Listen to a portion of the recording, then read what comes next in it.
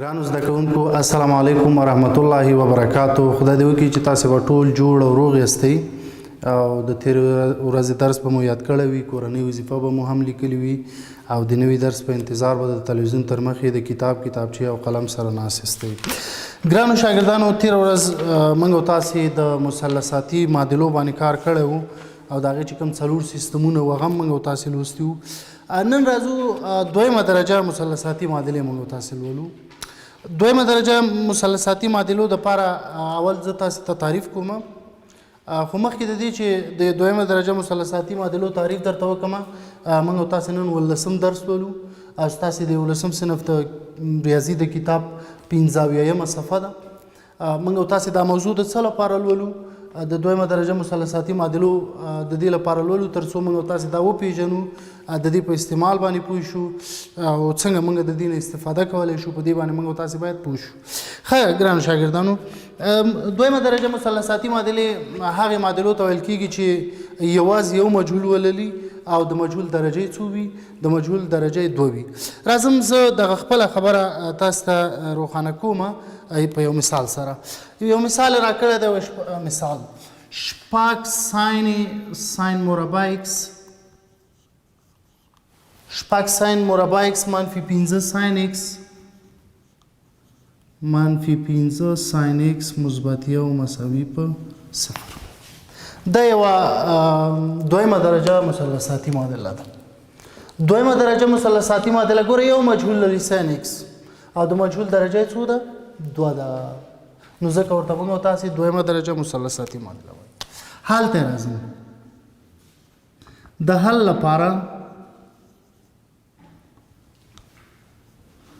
لپاره څنګه کوو؟ ساین اکس تاویز کومه د څه شي سره کوو. د حل لپاره مې څنګه وکړو ګرانو شاګردانو؟ د حل لپاره مې داسې کار وکړو چې ساین اکس مې مساوي د وای سره که تر څو دا معادله موږ ته لږه ساده شي، اسانه شي. اوس دغه قیمت راخلم په دې معادله کې څنګه کوم؟ تاسې ته په دې معادله کې زه وضع کوم. تاسې دلته وګورئ، اول خپله معادله لیکم. شپږ ساین مربع اکس منفي 15 ساین اکس مثبت 1 مساوي په 0. اوس راځم د ساین اکس په ځای باندې څه وضع کوم؟ وای. شپږ ساین په ځای ساین اکس په ځای وای څنګه چې مربع دی مربع منفي 15 ساین اکس مساوي د وای سره دی، وای جمع 1 مساوي په 0. صحیح شو؟ اوس موږ او تاسو څنګه کار کوو؟ اوس د دویمه درجه یو مجهوله معادله ده. د دې د حل لپاره موږ څنګه کار کوو؟ کله چې موږ داسې معادله حل کوو، د دې د حل لپاره اول موږ او تاسې د دې دلتا یا قاسمه ګورو تر څو موږ ته معلومات وشي چې آیا دغه معادله حل لري که نه لري. صحیح شو؟ نو راځم اول د دې قاسمه یا دلتا ګورم.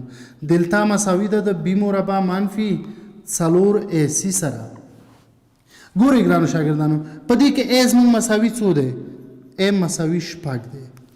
بی مساوي څو دی؟ منفي 15 دی، منفي 15. او سیم مساوي څو دی؟ سیم مساوي 1 دی. راځم همدا قیمت اوس په دې معادله کې اچو. دلتا مساوي شو ده بیم څو ده؟ منفي 15 منفي 15 مربع منفي 4 ضرب ام څو ده؟ 6 او ضرب سیم څو ده؟ 1.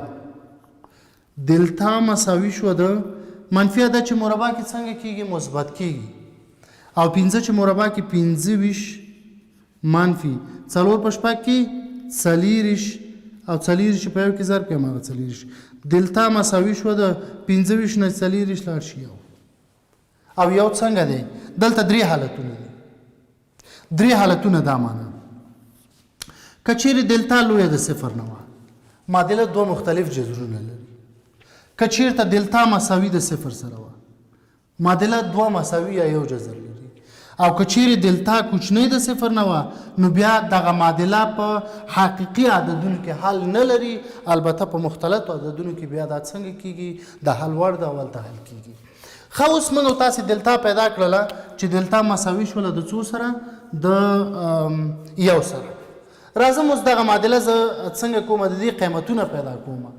هغه کوم جذرونه چې دي هغه زه لاسته راوړم. د جذرونو د لاسته راوړلو لپاره زه څنګه لیکم؟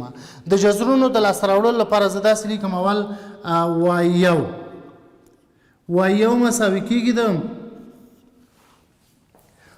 موږ او تاسې کولی شو د محمد بن موسی د فرمول نه استفاده وکړو او نور مختلف خو محمد بن موسی فرمول هماغې نه به استفاده وکړو ساده. ښه موږ او تاسې داسې لیکو چې منفي b مثبت منفي دلتا پر څه شي باندې پر 2a منفي b مثبت منفي دلتا پر. ښه اوس راځم که دا د جذر لاندې مو واخلي کومه خبره نشته او د جذر لاندې دی هم y1 مساوي شو منفي دا هم څو ده منفي 15 صحیح شو مثبت منفي دلتا هم څو ده 1 پر 2 ضرب n څو ده 6 دا مساوي کېږي. اوس وګورئ منفي په منفي کې مثبت 15 مثبت منفي 1 پر څو 2 په 6 کې 12 دلته راځم لږ نور مساده کو y1 مساوي شو. که دلته تاسې y1 2 مو لیکئ کومه خبره نشته دی ځکه چې د y1 لپاره د مثبت علامین او د y2 لپاره منفي علامین استفاده کوو. ښه 15 او 6 پر 12 او دا مساوي شو د 1 پر 2 سره 1 په 6 کې 6 او 2 په 6 کې 12 صحیح شو. اوس y1 زموږ مساوي د څه سره دی y1 زموږ مساوي د sin x سره دی y1 زموږ مساوي د څه سره دی sin x سره. نو sin x مساوي y1 او دا مساوي 1 پر 2 هغه کومه زاویه ده چې د هغې sin 1 پر 2 دی هغه 10 درجې ده.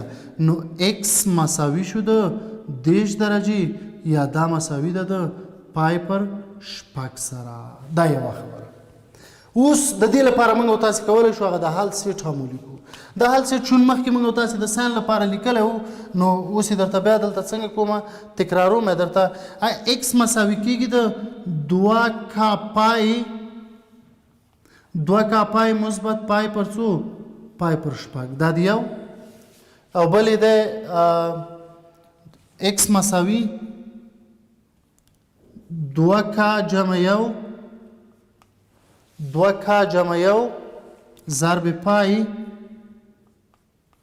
منفي پای پر 6 دا شو. او که لږې تاسو نورم د دې لپاره یو عمومي رابطه هم شته دی تاسو کولی شئ د هغې نه څنګه وکړئ استفاده وکړئ هغه دا ده چې x مساوي کېږي د n پای مثبت منفي n پای مثبت منفي 1 په توان د n ضرب الفا په ځای کولی شئ هم د پای پر 6 واچوئ ځکه دلته اوس قیمت موږ سره څو دی پای پر 6 دی او د n قیمت به څو وي د n قیمت مساوي ده د 0 1 2 او 3 دا دی اول جز حل شو. د sin x لپاره څه شو دا قیمت راغی. اوس راځم دغه دویمه قیمت هم زه تاسو څنګه کومه لیکم نو دا ګل کومه تاسو دلته وګورئ. اوس ښه دا به هم پاکم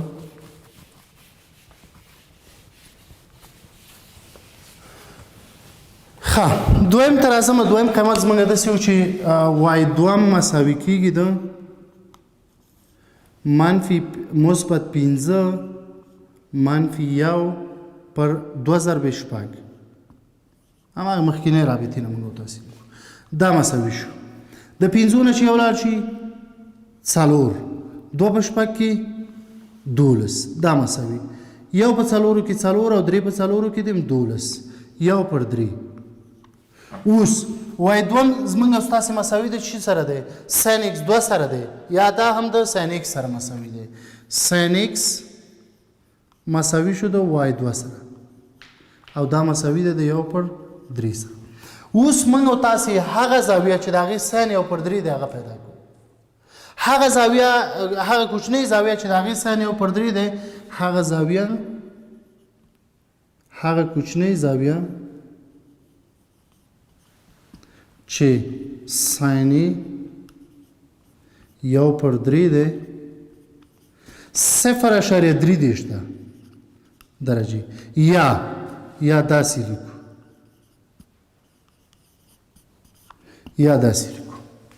هغه زاویه چې د هغې ساین 0.3 دی 14 پای پر 12 رادیانه یا 19 درجې او 10 دقیقې 19 درجې او 10 دقیقې ده.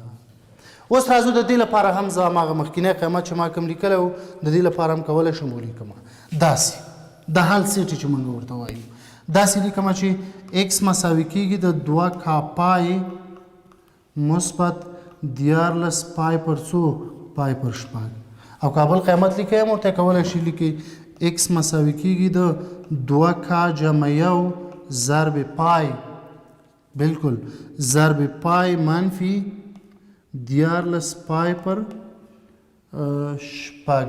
شپږ نه 100 دای هم 100 صحیح شو. نو دا د حل سیټ شو.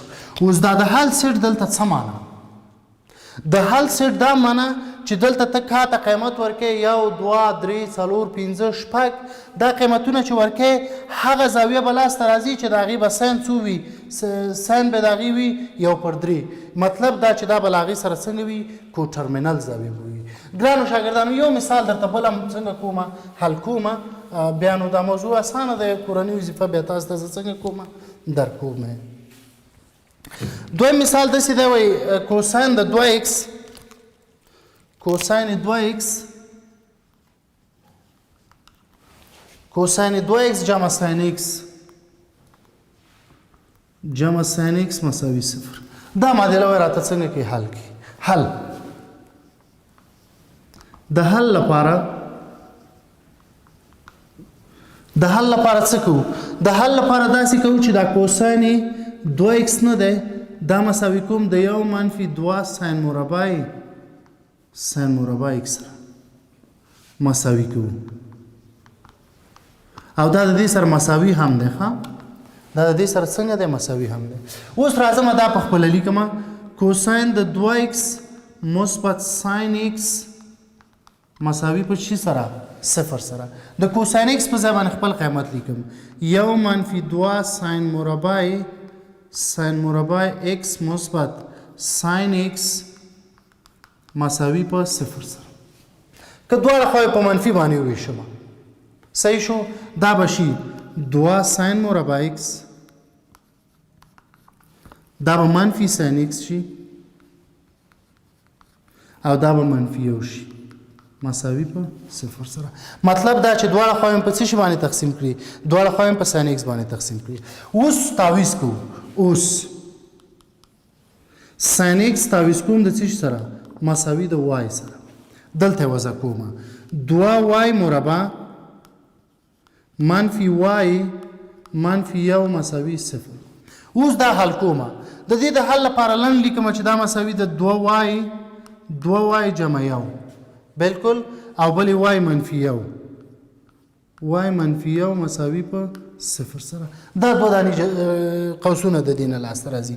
اول 2y جمع 1 مساوي په 0 نو 2y مساوي شو د منفي 1 سره او دواړه خواوې چې په 2 باندې تقسیم کړم دایم 2 نو y1 مساوي شو د منفي 1/2 سره. اول لازم د دې خبره ختموم y ساین x مساوي شو د منفي 1/2 سره او دا مساوي ده د څو سره د y1 سره. اوس دلته وګورئ هغه زاویه یا که دا داسې ولیکل شي لږ به ښه راشي مساوي y1 او دا مساوي ده د منفي 1/2 سره. موږ او تاسې اوس هغه زاویه پیدا کوو چې د هغې ساین څو دی منفي 1/2 دی نو هغه زاویه او دویم هم لاسته راوړم یو پیره y منفي 1 مساوي په 0 y2 فرضاً نو y2 مساوي ده د ساین x او دا مساوي ده د 1 سره. اوس د دې لپاره موږ او تاسې د منفي 1 لپاره ساین د منفي 1/2 لپاره منفي 1/2 د دې لپاره موږ او تاسې هغه زاویه پیدا کوو چې د هغې ساین څنګه دی کومه زاویه ده هغه چې ساین منفي 1/2 دی. دلته وګورئ لومړی د ساین x مساوي منفي یو پر دوه لپاره هغه زاویه چې د هغې سین دا دی عبارت د له 3 پای پر څو سره لکه ایکس مساوي ده د 3 پای پر 2 سره هغه زاویه چې د هغې سین مطلب 2 پای پر 3 دی 3 پای پر 2 نه دی 2 پای پر 3 دی لږ به صحیح ولیکم چې داسې هغه زاویه چې د هغې سین منفي یو پر 2 دی عبارت ده د 3 پای پر 2 نه 2 پای پر 3 ده بیا مې 3 پای پر 2 ولیکو 2 پای پر 3 ده اوس راځم د دې لپاره هماغه د حل سیټ څنګه کولی شم د دې هم د حل سیټ زه لاسته راوړم د حل سیټ لپاره لیکم چې ایکس مساوي ده د 2 پای پر 3 2 پای جمع پای پر 3 بالکل 2 پای جمع پای پر 2 او همدارنګې پسې سته نور قیمتونه هم شته اوس راځم د بلې رابطې ته د څو لپاره د بل قیمت چې و موږ سره څومره یو نو هغه زاویه چې د هغې سین یو د څو درجې ده سین ایکس مساوي یو او ایکس مساوي ده د پای پر 2 سره 90 درجې ده هغه زاویه چې د هغې سین څو دی دغه د 90 درجې ده نو د دې لپاره هم کولی شي تاسې ولیکئ پای پر 2 2 پای منفي پای پر 2 او همداسې پسې سته نور ډېر قیمتونه صحیح شو چې په لاندې ډول موږ کولی شو د هغې هغه خپل فارمول چې کوم دی ایکس مساوي کېږي د ان پای مثبت منفي یو په توان د ان ضرب پای څو ده پای قیمت څو ده پای پر 2 او دا بل لپاره به تاسو وضع کړئ څو 2 پای پر 3 ښه ګرانو زده کوونکو خدای دې وکړي چې تاسې د دویمه درجه مثلثاتي معادلو په حل باندې پوه شوي یاستئ زموږ موضوع د دویمه درجه مثلثاتي معادلو حل و کوم چې تاسو ته ما د هغې تعریف وکړو او همدارنګې 2 مثالونه مې درته په هغې کې څنګه کړل حل کړل ستاسې په کتاب کې 3م مثال دی اویا صفحه کې هغه به ستاسې څنګه شي کورنۍ وظیفه به شي خدای دې وکړي چې یو څه مو ترې زده کړي وي نن ورځ لپاره همدومره بس د خپل ځان ډېر خیال ساتئ د الله په امان